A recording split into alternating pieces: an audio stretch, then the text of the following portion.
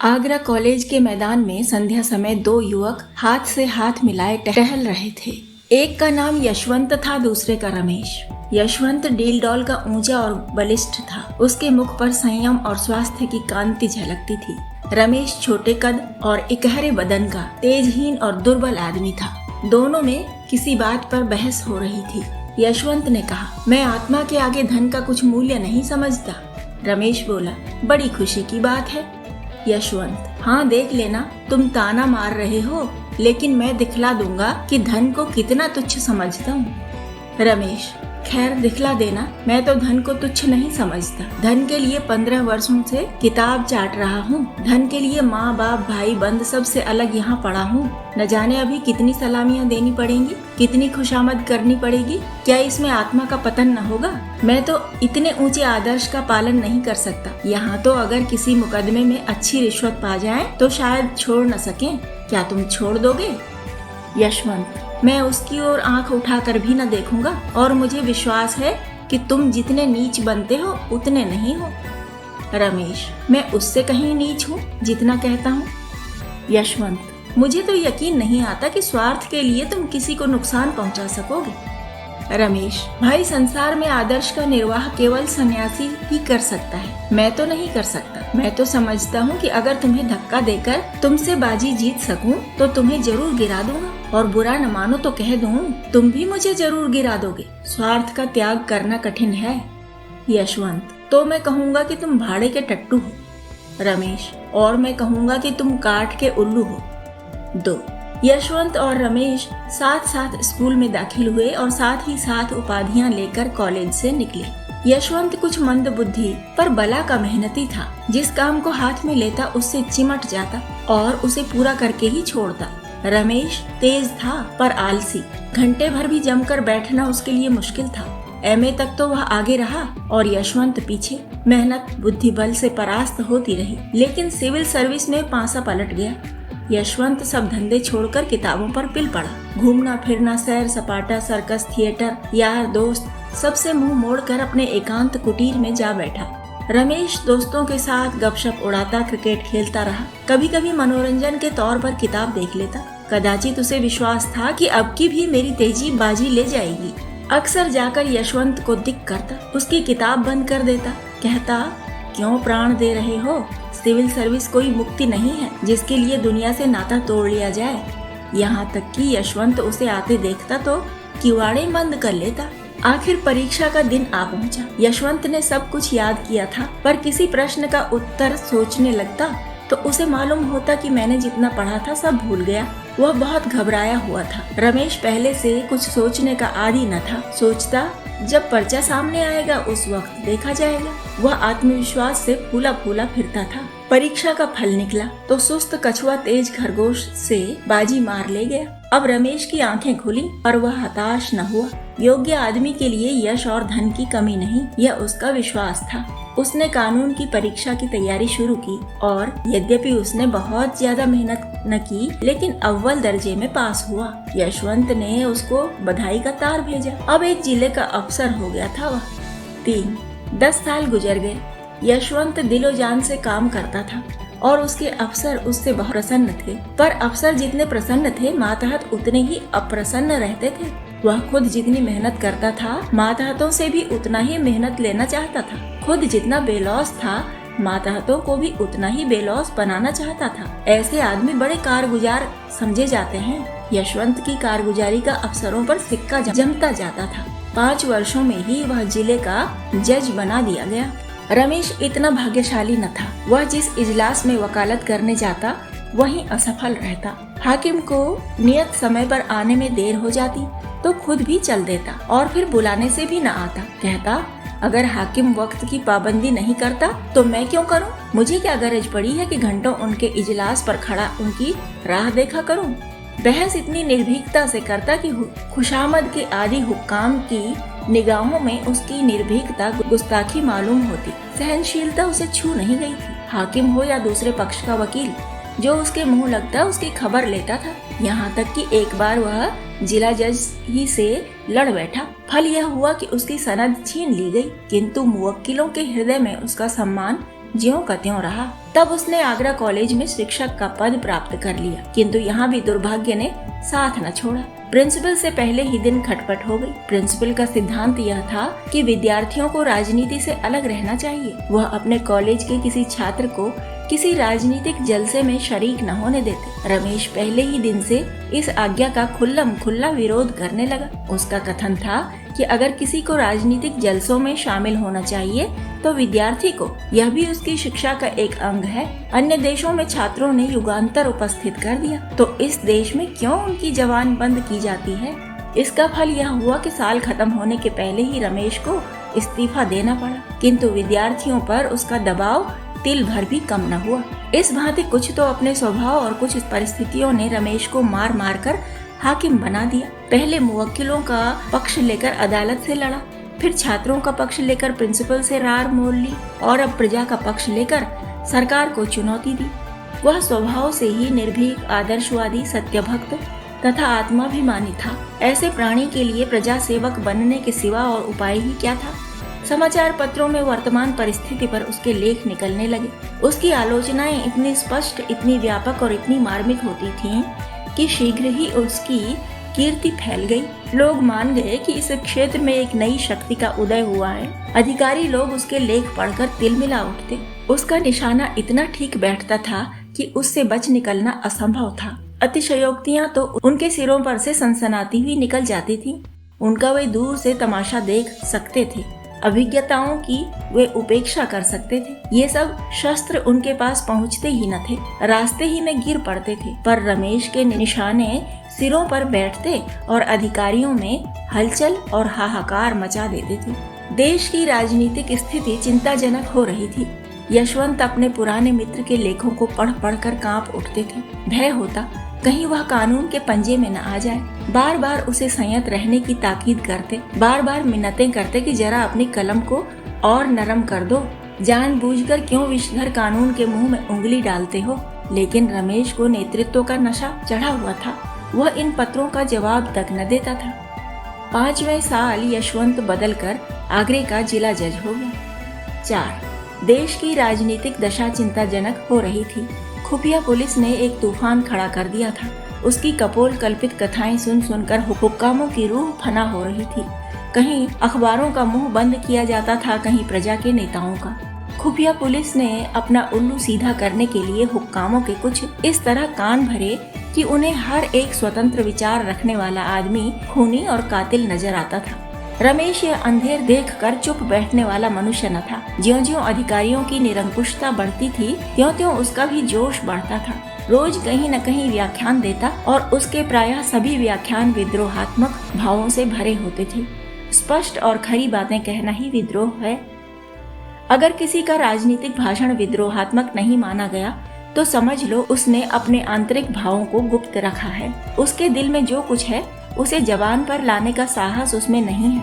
रमेश ने मनोभावों को गुप्त रखना सीखा ही न था। प्रजा का नेता बनकर जेल और फांसी से डरना क्या, जो आफत आनी हो आवे, वह सब कुछ सहने को तैयार बैठा था। अधिकारियों की आंखों में भी वही सबसे ज्यादा गड़ा हुआ था। एक दिन यशवंत ने रमेश को अपने यहाँ बुला भेजा।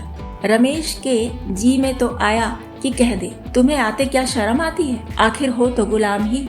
लेकिन फिर कुछ सोच कर कहला भेजा, कल शाम को आऊंगा। दूसरे दिन वह ठीक 6 बजे यशवंत के बंगले पर जा पहुंचा। उसने किसी से इसका जिक्र न किया। कुछ तो यह ख्याल था कि लोग कहेंगे मैं अफसरों की खुशामद करता हूँ, और कुछ यह कि शायद इससे यशवंत को कोई हानि पहुँचे। वह यशवंत के बंगले पर पहुँचा तो चिराग जल चुके थे। यशवंत ने आकर उसे गले से लगा लिया। आधी रात तक दोनों मित्रों में खूब बातें होती रहीं। यशवंत ने इतने में नौकरी के जो अनुभव प्राप्त किए थे सब बयान किए। रमेश को यह जानकर आश्चर्य हुआ कि यशवंत के राजनीतिक विचार कितने विषयों में मेरे विचारों से भी ज्यादा स्वतंत्र हैं। उसका यह ख्याल बिल्कुल गलत निकला कि वह बिल्कुल बदल गया होगा, वफादारी के राग अलापता होगा। रमेश ने कहा, भले आदमी, जब इतने जले हुए हो तो छोड़ क्यों नहीं देते यह नौकरी, और कुछ न सही अपनी आत्मा की रक्षा तो कर सकोगे।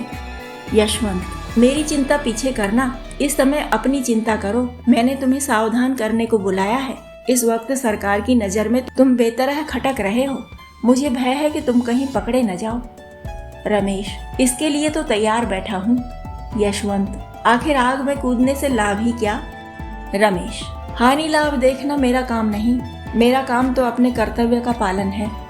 यशवंत, हठी तो तुम सदा के हो, मगर मौका नाजुक है, संभले रहना ही अच्छा है। अगर मैं देखता कि जनता में वास्तविक जागृति है तो तुमसे पहले मैदान में आ जाता, पर जब देखता हूँ कि अपने ही मरे स्वर्ग देखना है तो आगे कदम रखने की हिम्मत नहीं पड़ती। दोनों दोस्तों ने देर तक बातें की। कॉलेज के दिन याद आए। सहपाठियों के लिए कॉलेज की पुरानी स्मृतियां मनोरंजन और हास्य का अविरल स्रोत हुआ करती हैं। अध्यापकों पर आलोचनाएं हुई, कौन कौन साथी क्या कर रहा है इसकी चर्चा हुई।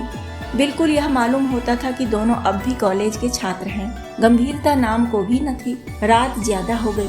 भोजन करते करते 1 बज गया। यशवंत ने कहा, अब कहाँ जाओगे? यहीं सो रहो और बातें हों, तुम तो कभी आते भी नहीं। रमेश तो रमते जोगी थे ही। खाना खाकर बात करते करते सो गए। नींद खुली तो 9 बज गए थे। यशवंत सामने खड़े मुस्कुरा रहे थे। इसी रात को आगरे में भयंकर डाका पड़ गया।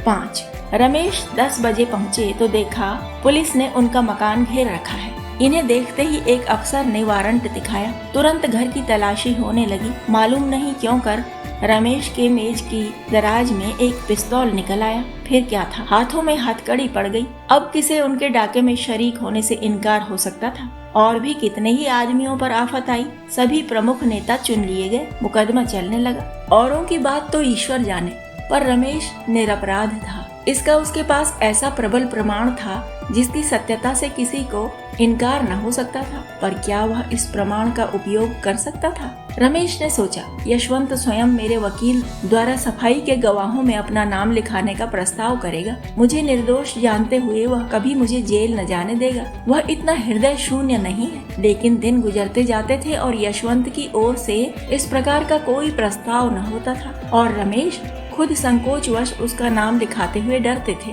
न जाने इसमें उसे क्या बाधा हो। अपनी रक्षा के लिए वह उसे संकट में न डालना चाहते थे। यशवंत हृदय शून्य न थे, भाव शून्य न थे, लेकिन कर्म शून्य अवश्य थे। उन्हें अपने परम मित्र को निर्दोष मारे जाते देखकर दुख होता था। कभी कभी रो पड़ते थे, पर इतना साहस न होता था कि सफाई देकर उसे छुड़ा लें। न जाने अफसरों का क्या ख्याल हो, कहीं यह न समझने लगे कि मैं भी षड्यंत्रकारियों से सहानुभूति रखता हूँ। मेरा भी उनके साथ कुछ संपर्क है। यह मेरे हिंदुस्तानी होने का दंड है। जानकर जहर निगलना पड़ रहा है। पुलिस ने अफसरों पर इतना आतंक जमा दिया कि चाहे मेरी शहादत से रमेश छूट भी जाए, खुल्लम खुल्ला मुझ पर अविश्वास न किया जाए। पर दिलों से यह संदेह क्यों कर दूर होगा कि मैंने केवल एक स्वदेश बंधु को छुड़ाने के लिए झूठी गवाही दी, और बंधु भी कौन, जिस पर राजद्रोह का अभियोग है। इसी सोच विचार में 1 महीना गुजर गया।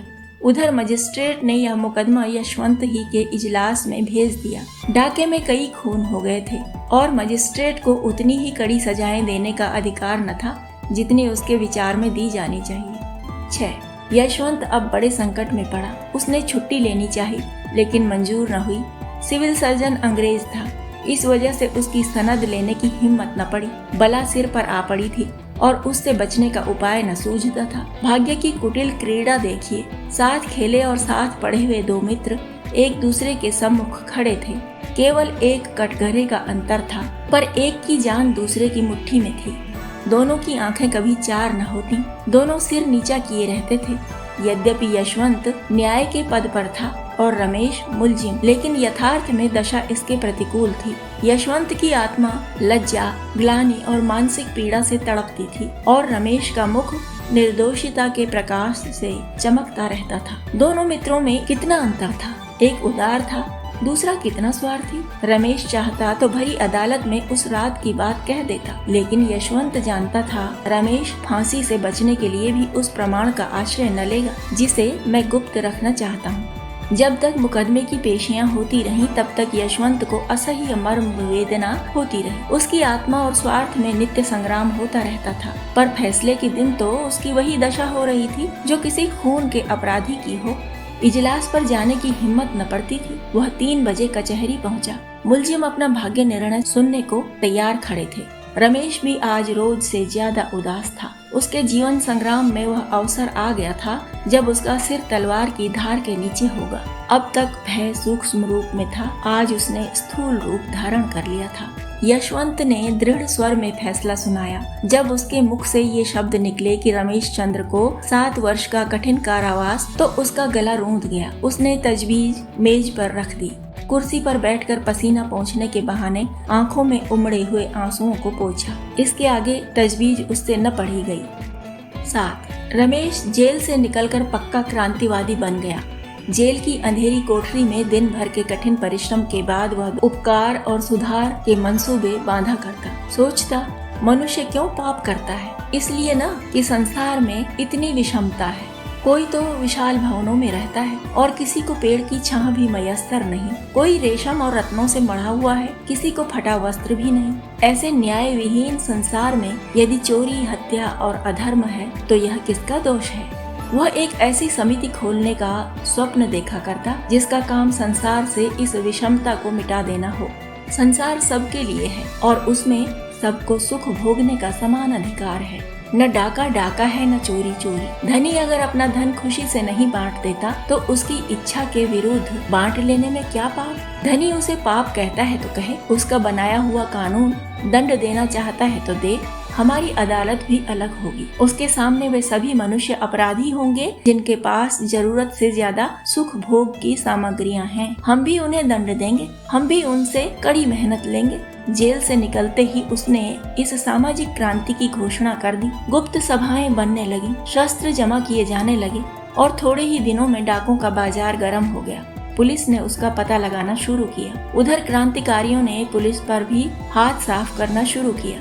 उनकी शक्ति दिन दिन बढ़ने लगी। काम इतनी चतुराई से होता था कि किसी को अपराधी का कुछ सुराग न मिलता। रमेश कहीं गरीबों के लिए दवाखाने खोलता, कहीं बैंक। डाके के रुपयों से उसने इलाके खरीदना शुरू किया। जहाँ कोई इलाका नीलाम होता वह उसे खरीद लेता। थोड़े ही दिनों में उसके अधीन एक बड़ी जायदाद हो गई। इसका नफा गरीबों के उपकार में खर्च होता था।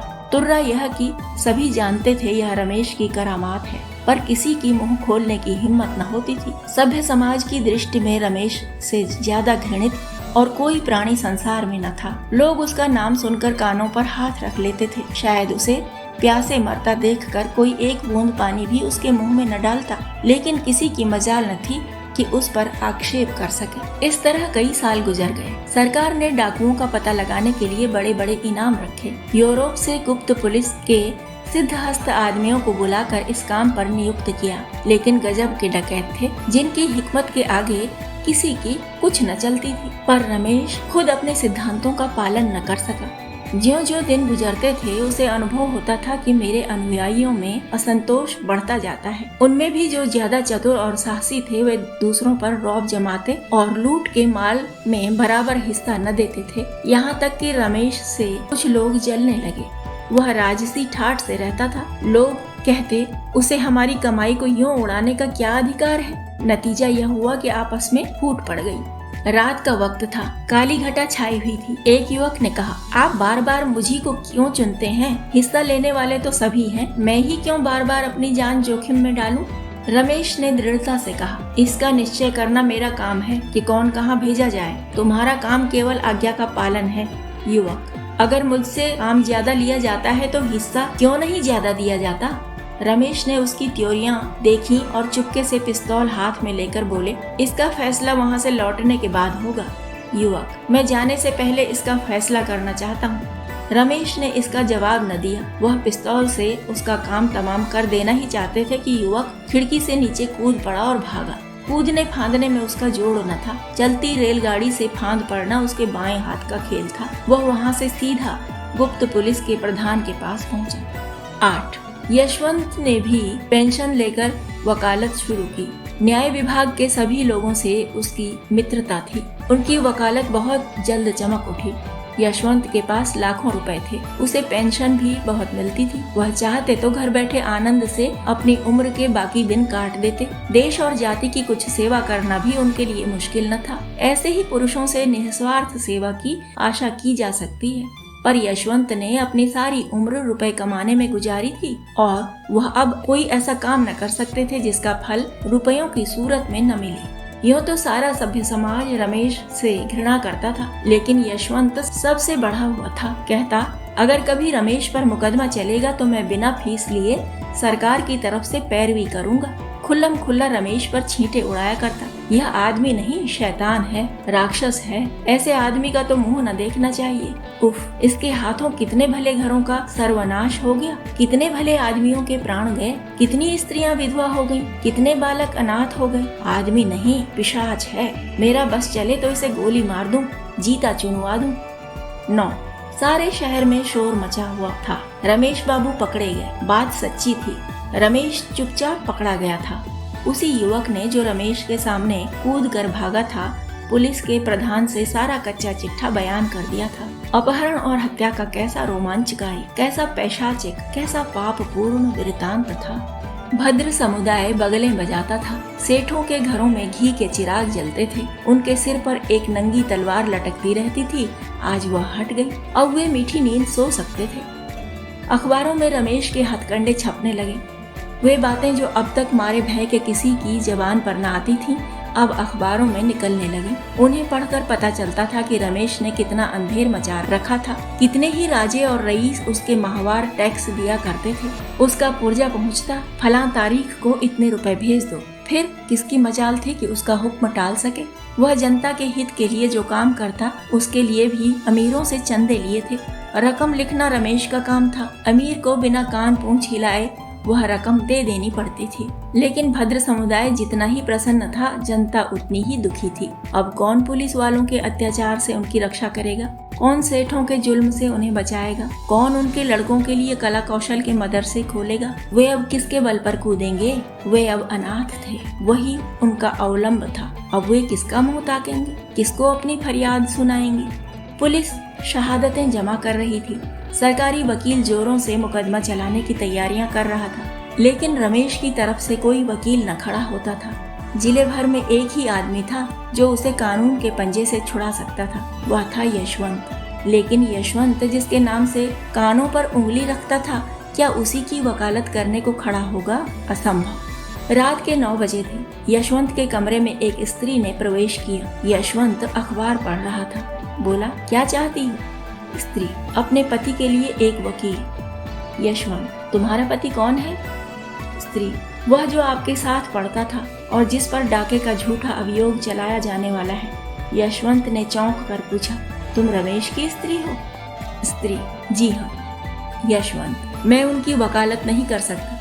स्त्री, आपको अख्तियार है। आप अपने जिले के आदमी हैं और मेरे पति के मित्र रह चुके हैं, इसलिए सोचा था क्यों बाहर वालों को बुलाऊं, मगर अब इलाहाबाद या कलकत्ते से ही किसी को बुलाऊंगी। यशवंत, मेहनताना दे सकोगी? स्त्री ने अभिमान के साथ कहा, बड़े से बड़े वकील का मेहनताना क्या होता है? यशवंत, 3000 रुपए रोज। स्त्री, बस आप इस मुकदमे को ले लें, मैं आपको 3000 रुपए रोज दूंगी। यशवंत, 3000 रुपए रोज?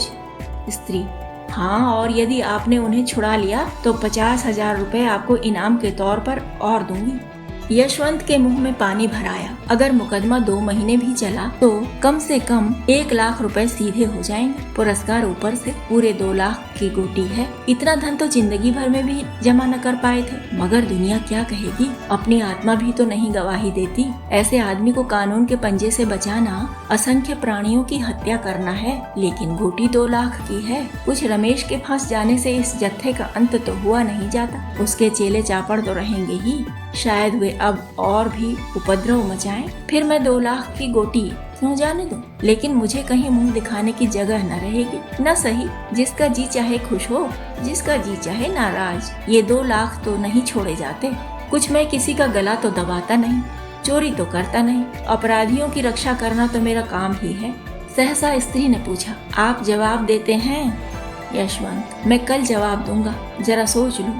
स्त्री, नहीं, मुझे इतनी फुर्सत नहीं है। अगर आपको कुछ उलझन हो तो साफ साफ कह दीजिएगा, मैं और प्रबंध करूं। यशवंत को और विचार करने का अवसर न मिला। जल्दी का फैसला स्वार्थ ही की ओर झुकता है, यहाँ हानि की संभावना नहीं रहती। यशवंत, आप कुछ रुपए पेशगी दे सकेंगी? स्त्री, रुपयों की मुझसे बार बार चर्चा न कीजिए।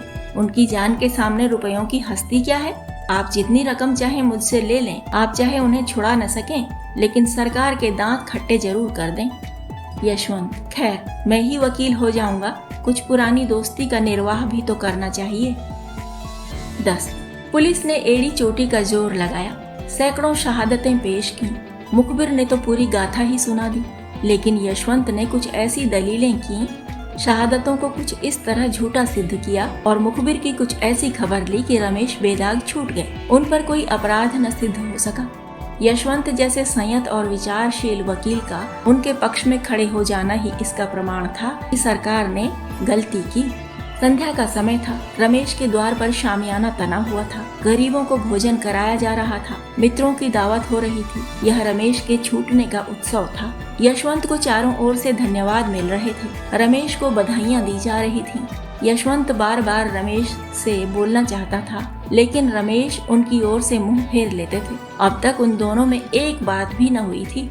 आखिर यशवंत ने एक बार झुंझला कर कहा, तुम तो मुझसे इस तरह ऐंठे हुए हो मानो मैंने तुम्हारे साथ कोई बुराई की है।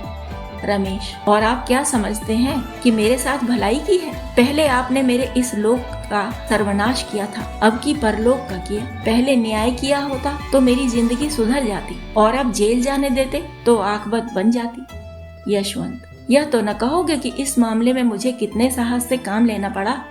रमेश, आपने साहस से काम नहीं लिया, स्वार्थ से काम लिया। आप अपने स्वार्थ के भक्त हैं। मैं तो आपको भाड़े का टट्टू समझता हूँ। मैंने अपने जीवन का बहुत दुरुपयोग किया, लेकिन उसे आपके जीवन से बदलने को किसी दशा में तैयार नहीं हूँ। आप मुझसे धन्यवाद की आशा न रखें।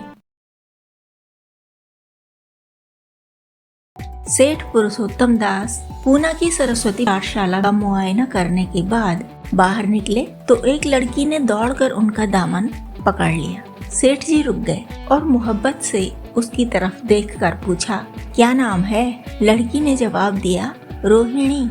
सेठ जी ने उसे गोद में उठा लिया और बोले, तुम्हें कुछ इनाम मिला?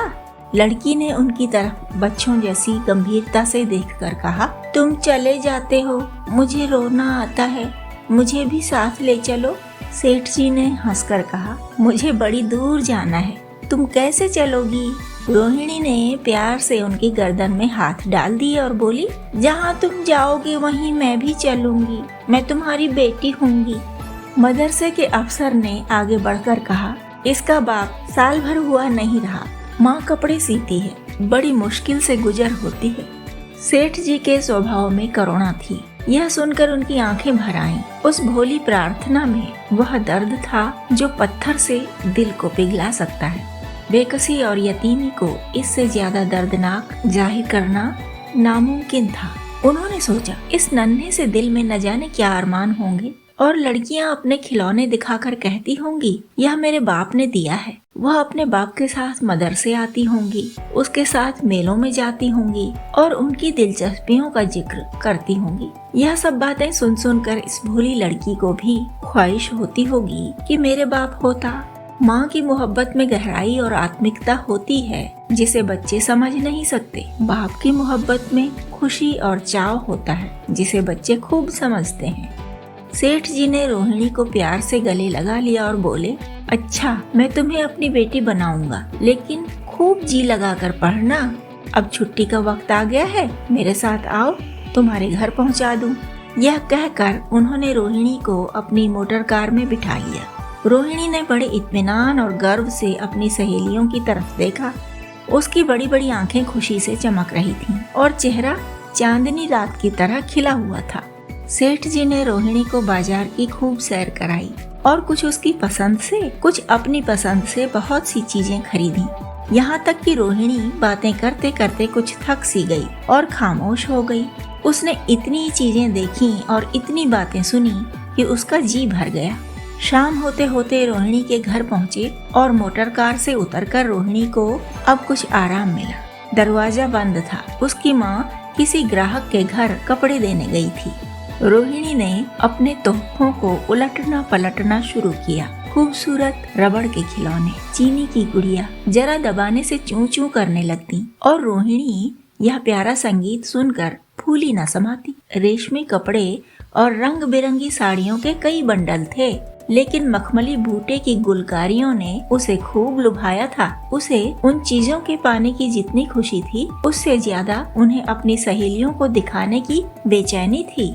सुंदरी के जूते अच्छे सही, लेकिन उनमें ऐसे फूल कहाँ हैं? ऐसी गुड़िया उसने कभी देखी भी न होंगी। इन ख्यालों से उसके दिल में उमंग भर आई और वह अपनी मोहिनी आवाज में एक गीत गाने लगी थी। सेठ जी दरवाजे पर खड़े इस पवित्र दृश्य का हार्दिक आनंद उठा रहे थे। इतने में रोहिणी की माँ रुक्मिणी कपड़ों की एक पोटली लिए हुए आती दिखाई दी।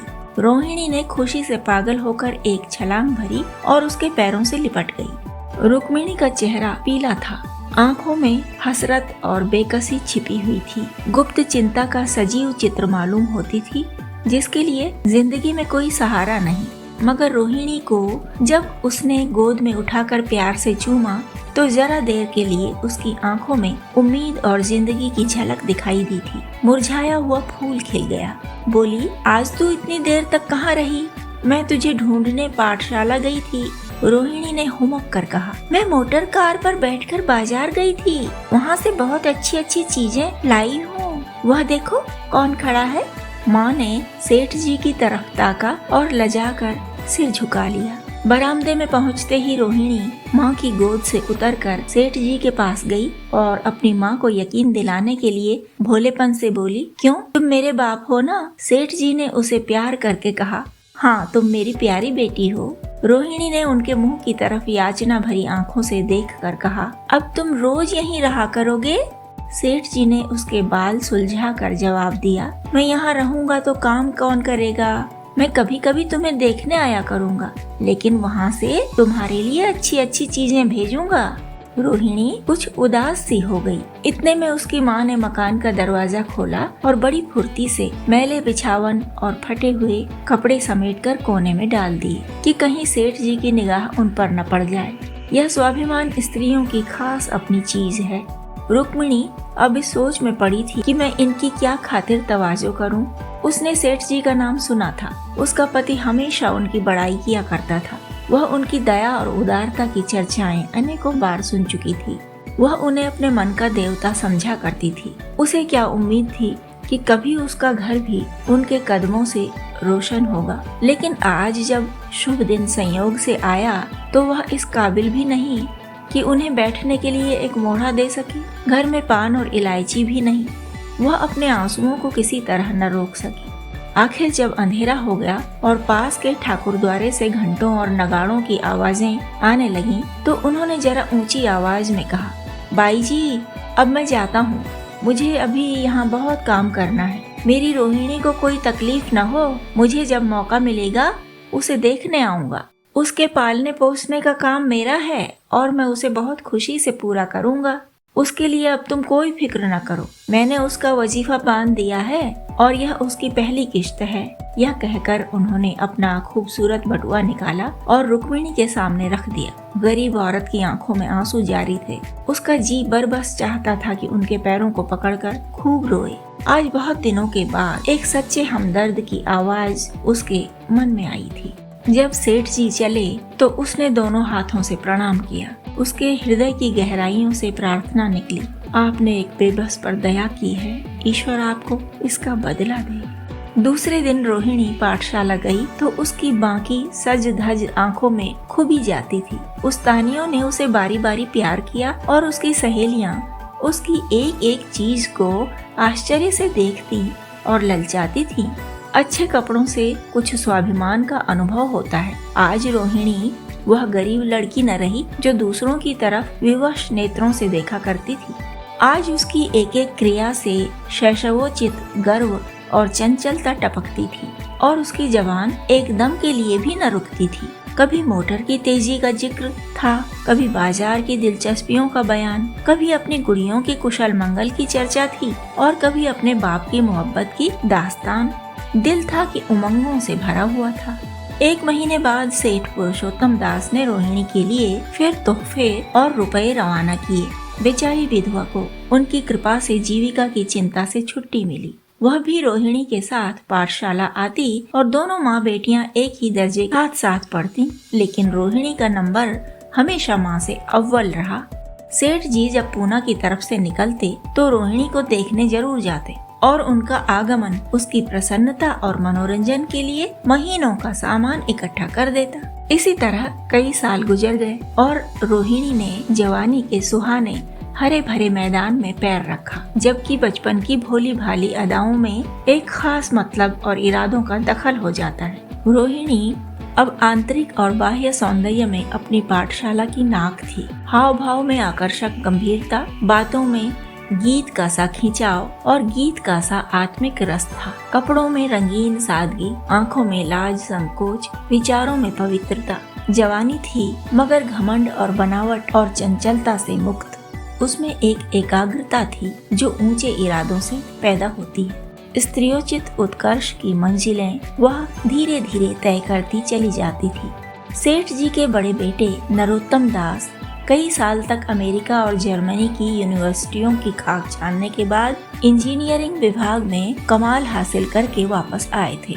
अमेरिका के सबसे प्रतिष्ठित कॉलेज में उन्होंने सम्मान का पद प्राप्त किया था। अमेरिका के अखबार एक हिंदुस्तानी नौजवान की इस शानदार कामयाबी पर चकित थे। उन्हीं का स्वागत करने के लिए बम्बई में एक बड़ा जलसा किया गया था। इस उत्सव में शरीक होने के लिए लोग दूर दूर से आए थे। सरस्वती पाठशाला को भी निमंत्रण मिला और रोहिणी को सेठानी जी ने विशेष रूप से आमंत्रित किया। पाठशाला में हफ्तों तैयारियां हुई। रोहिणी को एक दम के लिए भी चैन न था। यह पहला मौका था कि उसने अपने लिए बहुत अच्छे अच्छे कपड़े बनवाए। रंगों के चुनाव में वह मिठास थी, काट छांट में वह फबन जिससे उसकी सुंदरता चमक उठी। सेठानी कौशल्या देवी उसे लेने के लिए रेलवे स्टेशन पर मौजूद थीं। रोहिणी गाड़ी से उतरते ही उनके पैरों की तरफ झुकी, लेकिन उन्होंने उसे छाती से लगा लिया और इस तरह प्यार किया कि जैसे वह उनकी बेटी है। वे उसे बार बार देखती थीं और आंखों से गर्व और प्रेम टपक पड़ता था। इस जलसे के लिए ठीक समुंदर के किनारे एक हरे भरे सुहाने मैदान में एक लंबा चौड़ा शामियाना लगाया गया था। एक तरफ आदमियों का समुद्र उमड़ा हुआ था, दूसरी तरफ समुद्र की लहरें उमड़ रही थीं।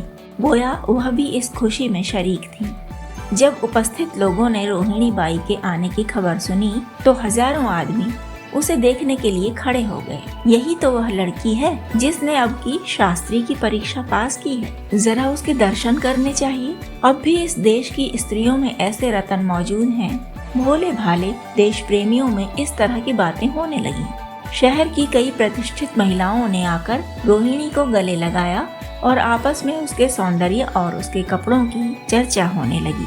आखिर मिस्टर पुरुषोत्तम दास तशरीफ लाए। हालांकि वह बड़ा शिष्ट और गंभीर उत्सव था, लेकिन उस वक्त दर्शन की उत्कंठा पागलपन की हद तक जा पहुंची थी। एक भगदड़ सी मच गई। कुर्सियों की कतारें गड़बड़ हो गईं। कोई कुर्सी पर खड़ा हुआ, कोई उसके हाथों पर। कुछ मनचले लोगों ने शामियाने की रस्सियां पकड़ी और उस पर जा लटके। कई मिनट तक यही तूफान मचा रहा। कहीं कुर्सियां टूटी, कहीं कुर्सियां उल्टी, कोई किसी के ऊपर गिरा, कोई नीचे। ज्यादा तेज लोगों में धौल धप्पा होने लगा। तब बीन की सुहानी आवाजें आने लगी।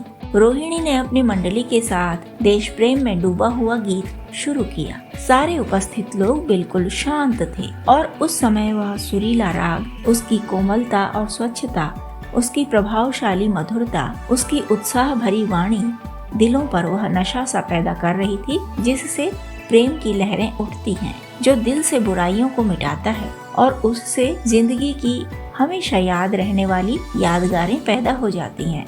गीत बंद होने पर तारीफ की एक आवाज न आई। वही ताने कानों में अब तक गूंज रही थीं। गाने के बाद विभिन्न संस्थाओं की तरफ से अभिनंदन पेश हुए और तब नरोत्तम दास लोगों को धन्यवाद देने के लिए खड़े हुए। लेकिन उनके भाषण से लोगों को थोड़ी निराशा हुई।